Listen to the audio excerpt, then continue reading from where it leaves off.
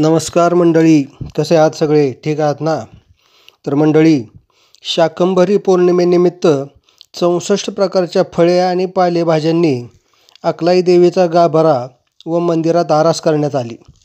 त्यामुळे अकलूज व परिसरातील भाविकांनी आज प्रचंड उत्साहाने व भक्तिभावाने आई राजा उदो उदोचा जयघोष करत अकलाई देवीचे दर्शन घेतले. अष्टमीपासून अकलाई देवीचा नवरात्र उत्सव सुरू झाला. या दरम्यान सलग 7 दिवस 200 महिलांनी अकलाई मंदिराच्या आवारात देवी महात्म्याचे पारायण केले. नवरात्र संपल्यानंतर शाकंभरी पौर्णिमेनिमित्त मंदिर सजवण्यात आले. देवीची मूर्ती 64 प्रकारच्या फळे व पालेभाज्यांच्या दागिन्यांनी आभूषित करण्यात आली.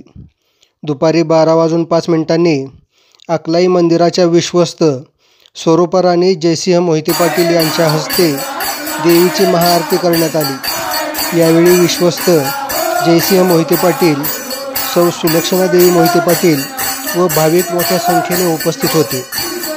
संध्याकाळी 7 वाजता महाआरती झाल्यानंतर देवीची पालखी व छबिना काढण्यात येतो आणि यावेळी उपस्थित भक्तांना महाप्रसादाचाही लाभ देण्यात येतो.